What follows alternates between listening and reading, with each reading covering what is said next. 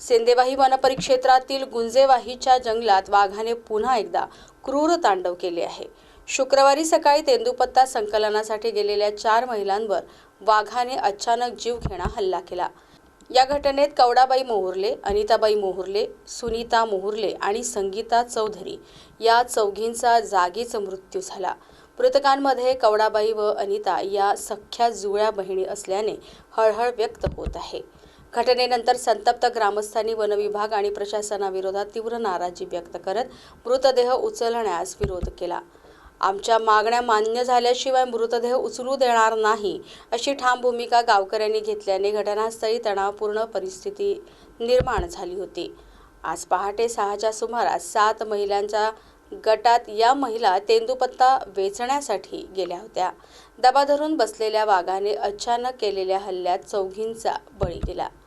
तर आरडाओरड केल्यानंतर 3 महिलांनी जीव मुठीत धरून मुख्य रस्ता धरत गावकऱ्यांना माहिती दिली। घटनेची माहिती मिळताच परिसरातील ग्रामस्थ मोठ्या संख्येने घटनास्थळी जमा झाले। वनविभाग, पोलीस प्रशासन आणि बचाव पथक तातडीने घटनास्थळी दाखल झाले। यावेळी संतप्त ग्रामस्थांनी वनविभागाच्या निष्काळजीपणावर प्रश्नांची सरबत्ती करत नरभक्षक वाघाचा तातडीने बंदोबस्त करण्याची मागणी केली आहे। या घटनेमुळे परिसरात तीव्र संताप आणि शोककळा पसरली आहे।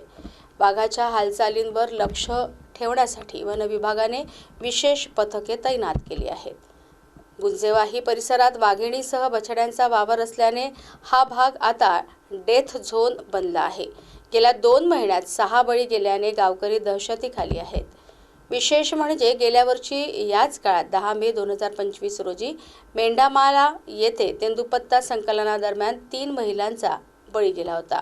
वनविभागाच्या सेफ झोनच्या दाव्याचा फोलपणा या घटनांनी पुन्हा एकदा उघड केला असून प्रशासनाने वाघाचा बंदोबस्त करण्याची मागणी केली आहे।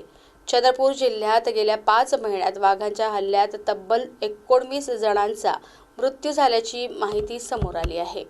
त्यामुळे जिल्ह्यातील मानव वन्यजीव संघर्ष दिवसेंदिवस गंभीर होत असून वनविभागाच्या कार्यपद्धतीवरही प्रश्नचिन्ह उपस्थित केले जात आहे।